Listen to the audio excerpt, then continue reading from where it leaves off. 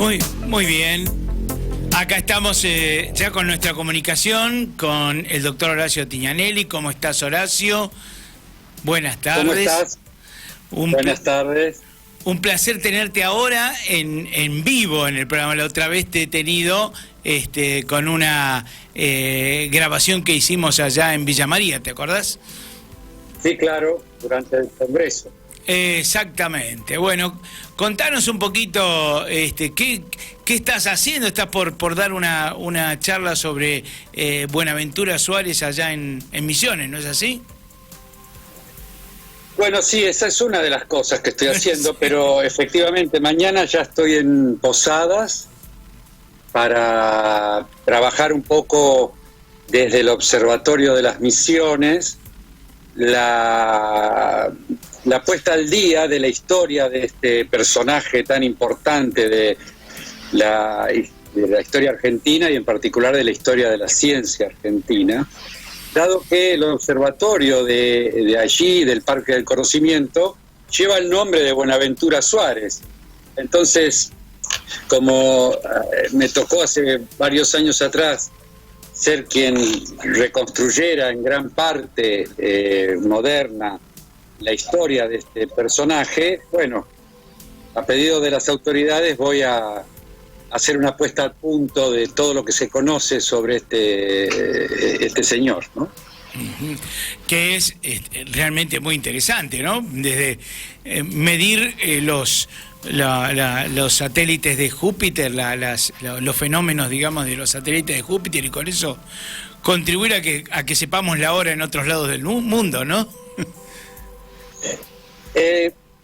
Buenaventura hizo muchas cosas y astronómicamente algunas sorprendentes para la época y fundamentalmente para las circunstancias en que las hizo, porque vos que sos un observador del cosmos y tu audiencia lo va a entender, quienes hoy gustan de este métier van y se construyen un telescopio comprando todas las piezas en la mejor ferretería, o en el mejor de los casos, los más pudientes van directamente a una óptica y se compran un telescopio. Así es. Pero este señor, en 1706, cuando todavía ni estaba el virreinato, y habiendo leído apenas 2 o 3 libros casi medievales, y sin ningún tipo de soporte económico ni infraestructura, construyó telescopios, relojes de péndulo que batían el segundo, cuadrantes, nocturlabios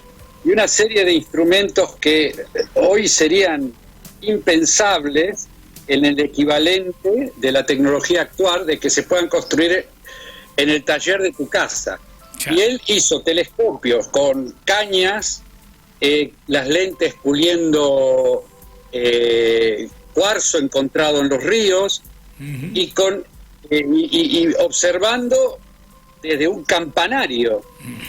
O sea que hablar de poder determinar la inmersión y emersión de los satélites de Júpiter habla de que no solamente era importante ese tipo de observaciones en esa época, sino que solamente las hacían los observatorios muy dotados. Así es. No un tipo de la selva,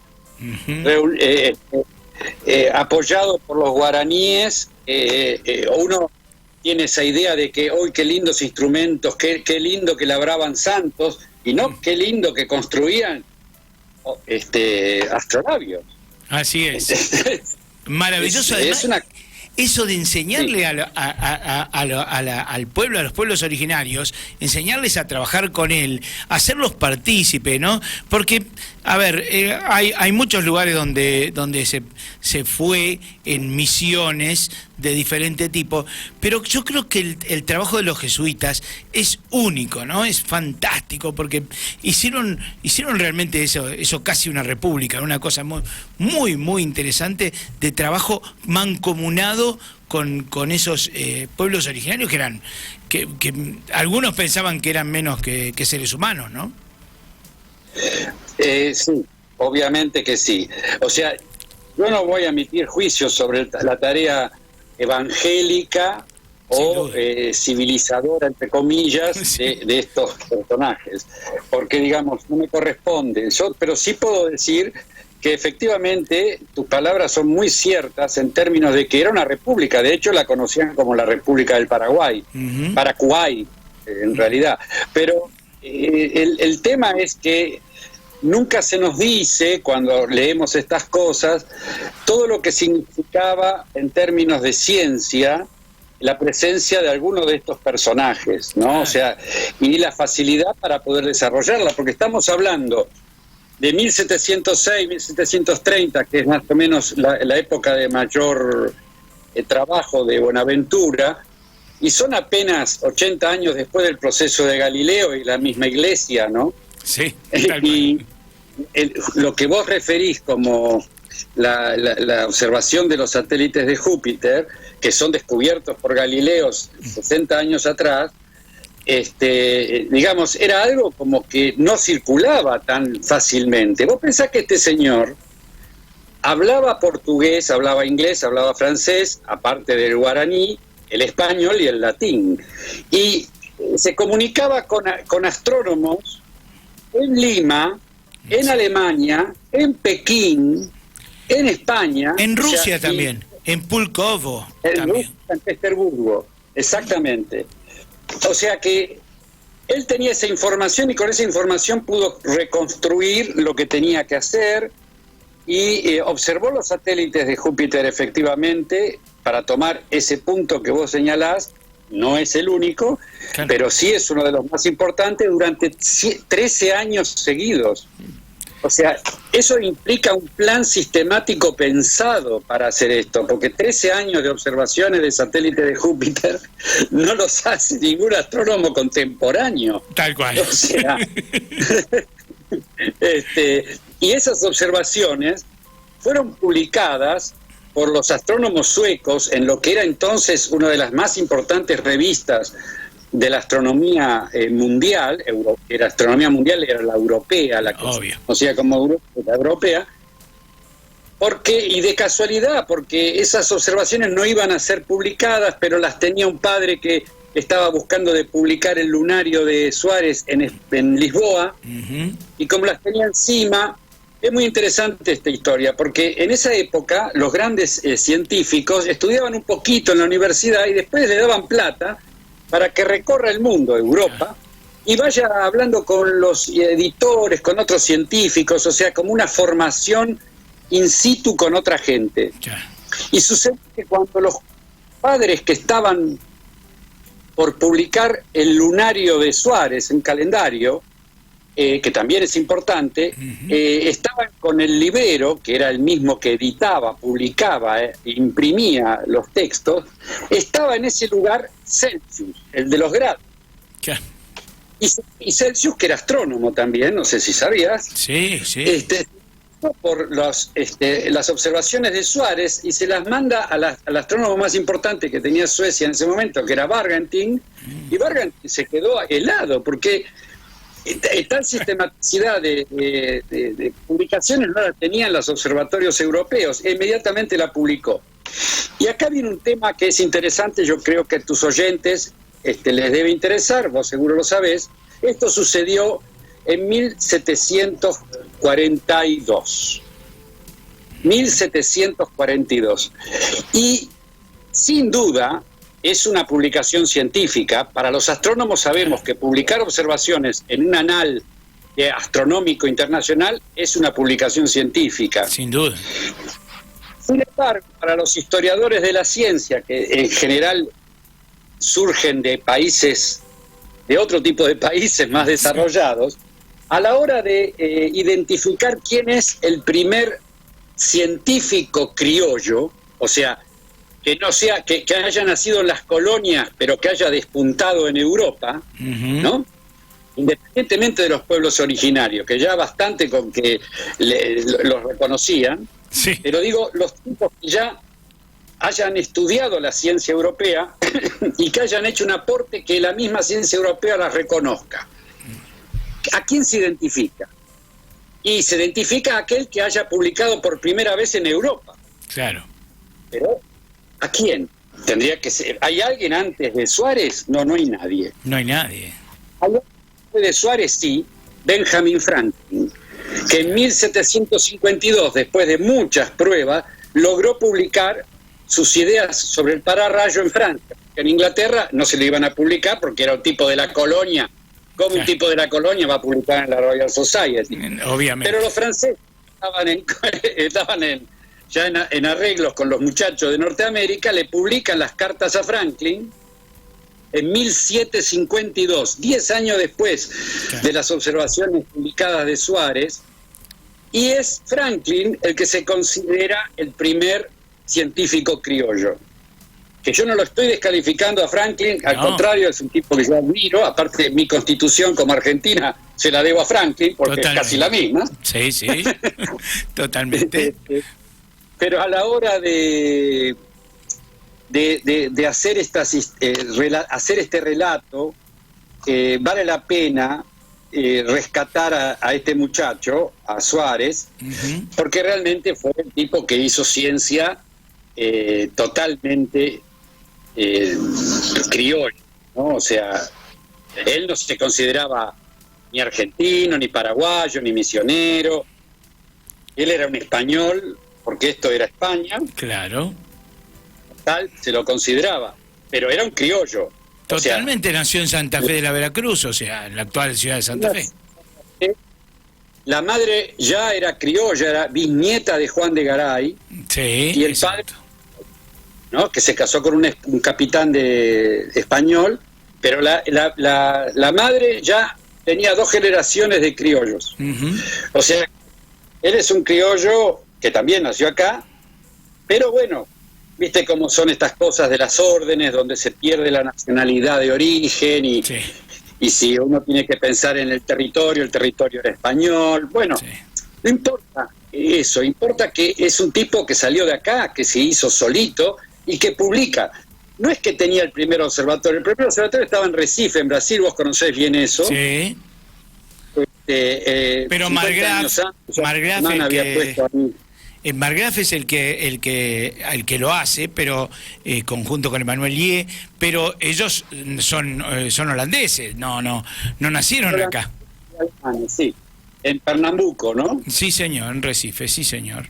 Sí, pero no eran brasileños, ni criollos, ni nada. O sea, no. Esto era un astrónomo real que estaba ahí y armó sus cosas como vinieron después, ¿no? Después de Suárez, la corona de España se avivó y empezó a mandar cosmógrafos acá. Claro, exactamente.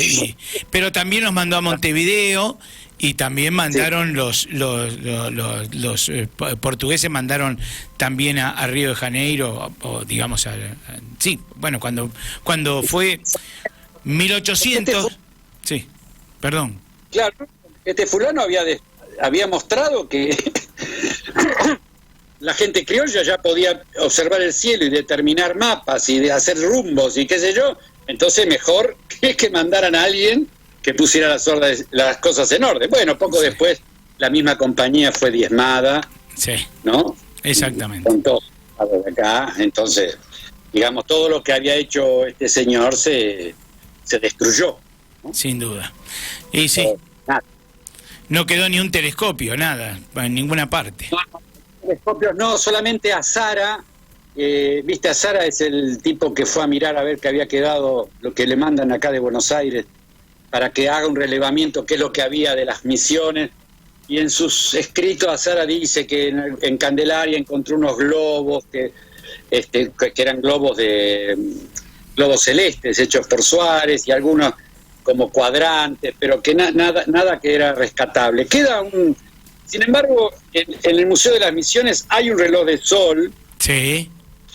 Es interesante porque hay muchos relojes de sol, todas las iglesias tenían relojes de sol, pero ese reloj de sol les recomiendo a tu público que si un día van, presten atención, porque el indicador son víboras.